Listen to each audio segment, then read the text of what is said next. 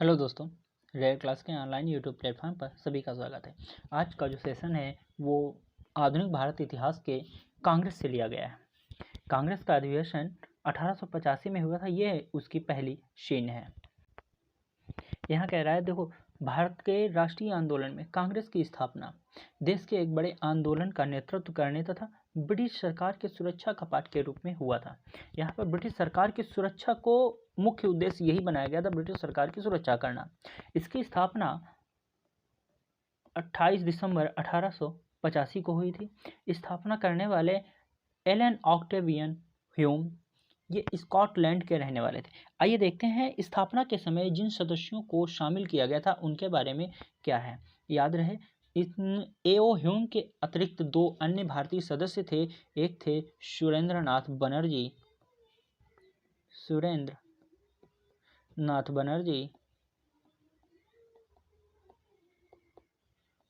दूसरे थे आनंद मोहन बोस।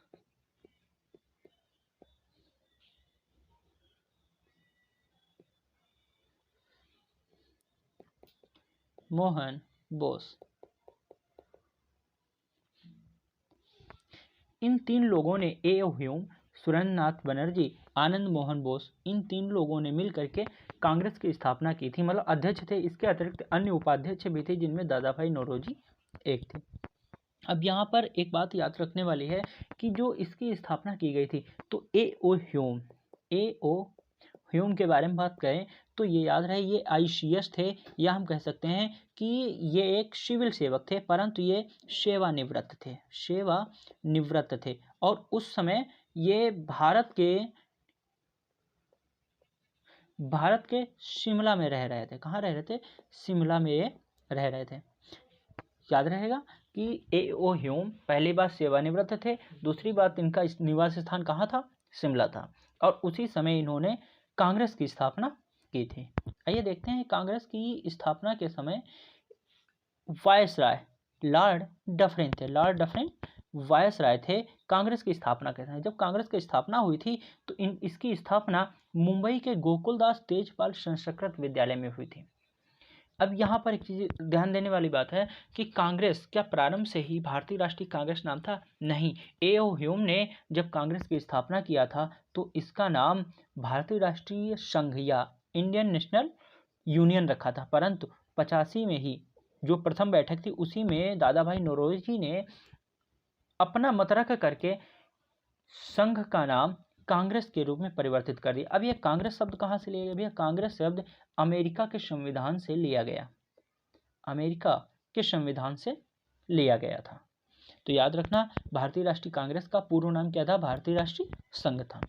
आइए देखते हैं कांग्रेस से संबंधित कुछ महत्वपूर्ण तथ्यों को। यहाँ कह रहा है कि कांग्रेस के प्रथम अधिवेशन के अध्यक्ष डब्ल्यू.सी. बनर्जी थे। इन्होंने 1885 बम्बई में अधिवेशन किया था। अध्यक्षता कहाँ की थी? बम्बई अधिवेशन की अध्यक्षता की थी। प्रथम मुस्लिम अध्यक्ष बदरुद्दीन तैयबजी थे। इन्होंने 1887 अधिवेशन की अध्यक्षता मद्रास में किया था, या मद्रास अधिवेशन की अध्यक्षता की थी। बदरुद्दीन तैयबजी प्रथम मुस्लिम अध्यक्ष कांग्रेस के थे, जिन्होंने मद्रास अधिवेशन की अध्यक्षता 1887 में की थी। अब यहाँ पर यह प्रथम यूरोपियन, या फिर कह सकते हैं यहाँ पर यूरोपियन के बजाय अगर कह दिया जाए प्रथम अंग्रेज जिसने कांग्रेस के अधिवेशन की अध्यक्षता की थी। यहाँ पर यूरोपियन या अंग्रेज दोनों ही शब्द सही हैं। ठीक, याद रहे कि प्रथम अंग्रेज या प्रथम यूरोपियन जॉर्ज यूले थे। इन्होंने 1888 में इलाहाबाद की अधिवेशन किया था। इलाहाबाद की अधिवेशन की अध्यक्षता की थी। अब यहाँ पर अगला प्रश्न या अगला टॉपिक कह रहा है कि प्रथम महिला जिसने कांग्रेस के अधिवेशन को संबोधित किया था वो कौन है? कादम्बिनी गांगुली। आइए देखते हैं कादम्बिनी गांगुली के बारे में एक छोटा सा परिचय। अब यहाँ देखो, कह रहा है कि कादम्बिनी, सबसे पहला, कादम्बिनी कलकत्ता यूनिवर्सिटी से प्रथम महिला स्नातक थी। कादम्बिनी गांगुली कलकत्ता यूनिवर्सिटी से प्रथम महिला स्नातक थी। इन्होंने जो कांग्रेस में अधिवेशन में भाग लिया था, जो भाषण दिया था या कांग्रेस को संबोधित किया था, 1890 में किया था। अगर प्रश्न आता है कि प्रथम भारतीय महिला जिसने कांग्रेस को संबोधित किया था तो कादम्बिनी गांगुली हैं। तो इन यहीं पर आ जाए कि प्रथम महिला स्नातक तो कादम्बिनी गांगुली कलकत्ता यूनिवर्सिटी की, कब किया था तो 1890 में किया था। अब यहाँ देखो कह रहा है कि प्रथम यूरोपियन महिला, यूरोपियन महिला, अगर हम इसे यूरोपियन अंग्रेज कह दें तो भी चल जाएगा। प्रथम यूरोपियन महिला तथा प्रथम महिला अध्यक्ष जिसने कांग्रेस के अधिवेशन की अध्यक्षता की थी। याद रहे, अगर कह रहा है प्रथम महिला अध्यक्ष या प्रथम यूरोपियन महिला अध्यक्ष, दोनों ही सेम अर्थ हैं, सेम मतलब है। अगर भारतीय लगाते हैं तो अर्थ बदल जाएगा। कौन है तो एनी बेसेंट, इन्होंने 1917 के कलकत्ता अधिवेशन की अध्यक्षता की थी। याद रहे, कलकत्ता अधिवेशन 1917 के अधिवेशन की अध्यक्षता एनी बेसेंट ने किया था। ये कांग्रेस की पहली महिला अध्यक्ष थी या पहली यूरोपियन महिला अध्यक्ष थी। दोनों ही अर्थों में, दोनों ही शब्दों में या दोनों ही वाक्यों में ये सही है। अब यहीं पर आओ देखते हैं कि जो भारत में पहली महिला थी वो कौन थी।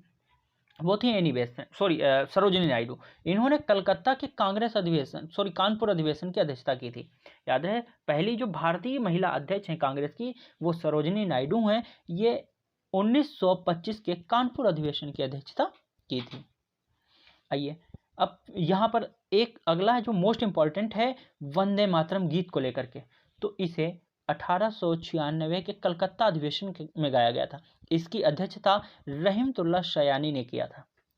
1896 के कलकत्ता अधिवेशन की अध्यक्षता रहीमतुल्लाह शयानी ने किया था। इसे स्वयं इन्होंने गाया था, किसी और ने नहीं, स्वयं इन्होंने गाया था। अब बात आती है कि जो वंदे मातरम है कहाँ से लिया गया था। भैया इसको लिखने वाले बंकिम चंद्र चटर्जी हैं। इन्होंने अपने उपन्यास आनंद मठ में इसे लिखा था। अब यहीं पर एक चीज़ देखने वाली बात है, हमने कहा कि कांग्रेस का प्रथम अधिवेशन, ठीक है, कांग्रेस के प्रथम अधिवेशन के बारे में बताया हमने कि 1885 में किया गया। परंतु कांग्रेस के जो प्रथम अधिवेशन हुआ इसमें कितने सदस्यों ने भाग लिया था और उनमें कौन कौन से वर्ग थे। देखो, जो 1885 का प्रथम अधिवेशन हुआ था उसकी अध्यक्षता हम कह सकते हैं कि जो 85 का अधिवेशन था उसमें कुल 72 लोगों ने क्या किया था, भाग लिया था, जिसमें 54 सदस्य क्या थे, हिंदू थे, 2 मुस्लिम थे। ये कई बार पूछा गया है कि प्रथम अधिवेशन में कुल कितने मुस्लिमों ने भाग लिया था। 2 मुस्लिमों ने भाग लिया था। कुल कितने प्रतिनिधियों ने भाग लिया था, तो 72 प्रतिनिधियों ने भाग लिया था, जबकि 54 क्या थे, हिंदू थे। अब उसी में जो शेष बचते हैं उसमें पारसी और जैन व्यक्ति थे। अब यहाँ पर देखने वाली बात है, हमने बताया था उपाध्यक्ष दादा भाई नौरोजी थे और नौरोजी पारसी समुदाय से संबंधित हैं। दादा भाई नौरोजी पारसी समुदाय से संबंधित हैं। अब बात कर लेते हैं दादा भाई नौरोजी के विषय में। दादा भाई नौरोजी का जन्म बम्बई में 1825 में हुआ था और इनका निधन 1917 में हो गया था। जो इनका अंतिम अधिवेशन था वो कलकत्ता का अधिवेशन था, कलकत्ता अधिवेशन था और उसकी अध्यक्षता एनी बेसेंट ने की थी। याद रहेगा। आइए देखते हैं, दादा भाई नौरोजी को ओल्ड मैन ऑफ इंडिया के रूप में जाना जाता है। ये कांग्रेस के संस्थापक सदस्यों में से एक थे। 3 बार अध्यक्ष बने, किसके, कांग्रेस के अध्यक्ष बने। कौन कौन, पहला है कलकत्ता अधिवेशन 1886, दूसरा है लाहौर अधिवेशन 1893, तीसरा है फिर कलकत्ता अधिवेशन 1906। 1906 में इनके लिए मोस्ट हो जाता है और एग्जाम के लिए भी बहुत ही महत्वपूर्ण हो जाता है। कारण क्या है, क्योंकि इसमें इन्होंने कहा था कि जो स्वराज, या तो कहा था कि कांग्रेस का जो मूल लक्ष्य होना चाहिए स्वराज्य, मतलब भारतीय स्वशासन को भारतीय राष्ट्रीय कांग्रेस का लक्ष्य होना चाहिए। इन्होंने ये घोषित किया था 1906 कलकत्ता अधिवेशन में। अभिभाषण में इन्होंने कहा था कि कांग्रेस अपना लक्ष्य स्वशासन को अपनाए। आइए अब देखते हैं कि यूके ऑफ हाउस कॉमन्स के लिए चुने गए ये पहले भारतीय थे, संसद के रूप में इनको चुना गया था। हम कह सकते हैं कि UK of house common house के लिए या यूके हाउस ऑफ कॉमन्स के लिए प्रथम भारतीय सदस्य कौन था, दादा भाई नौरोजी थे। या हम अगर आ जाए कि ब्रिटिश के लिए या ब्रिटिश संसद में प्रथम नियुक्त भारतीय कौन था, तो दादा भाई नौरोजी थे। इन्होंने 1865 में लंदन में इंडियन सोसाइटी की स्थापना की थी, इंडियन सोसाइटी की स्थापना की थी और 1866 में ईस्ट इंडिया एसोसिएशन की स्थापना की थी।